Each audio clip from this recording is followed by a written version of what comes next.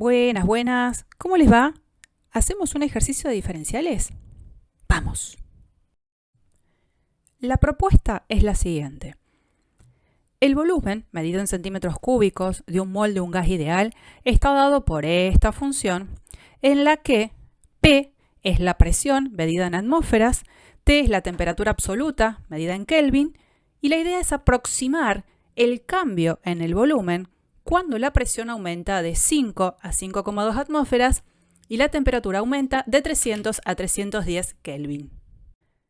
Como el ejercicio pretende hacer una estimación del cambio que se produce en el volumen cuando hay un pequeño cambio en la presión y en la temperatura, son los diferenciales quienes nos van a dar una mano para poder resolver este ejercicio.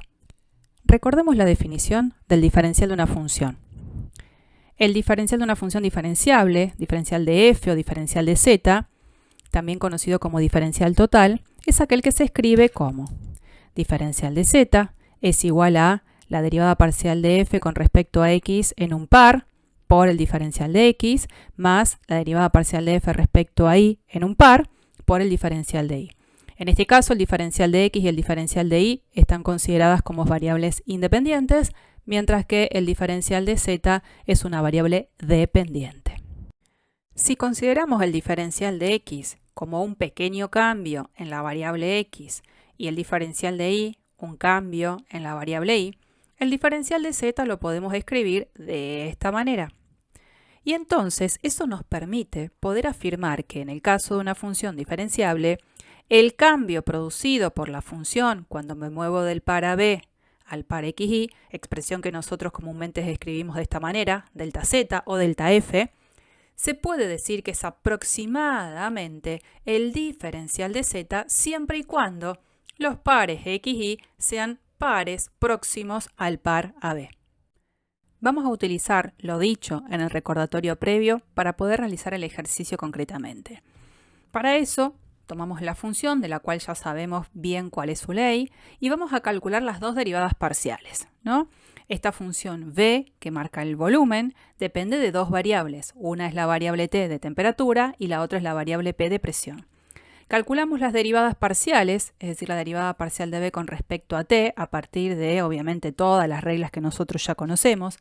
Calculamos la derivada parcial de esta función b con respecto a p y nos damos cuenta que estas funciones, las dos derivadas parciales, son continuas en cualquier par en el que, por supuesto, la p chiquitita no haya sido cero. Como nosotros estamos trabajando sobre un par, que en este caso específicamente va a ser el par temperatura 300 y presión 5, la presión 0 no es. Entonces estas dos funciones son continuas en el par, lo que me permite decir que la función volumen en ese par concretamente es diferenciable. Gracias entonces a tener la justificación de que esta función volumen es diferenciable en el par 305, es decir, temperatura 300 y presión 5, vamos a poder asegurar lo que antes recordábamos, que es que el cambio producido en el volumen es aproximadamente el diferencial de volumen cuando el par xy sea un par próximo al par 305. En este caso, como tenemos que la presión aumenta de 5 a 5,2 y la temperatura aumenta de 300 a 310, podríamos decir que el par 310,5.2 es un par próximo al par en el cual concretamente estamos trabajando. Por lo tanto, podemos afirmar que el cambio producido por la función volumen se va a poder aproximar a partir de esta expresión, y acá les recuerdo qué es lo que estábamos diciendo antes, y haciendo las cuentas, ya tenemos las dos funciones derivadas parciales que las vamos a tener que evaluar en este par, vamos a llegar a la siguiente conclusión. El cambio producido es aproximadamente de menos 32,824. ¿Cómo se entiende esto?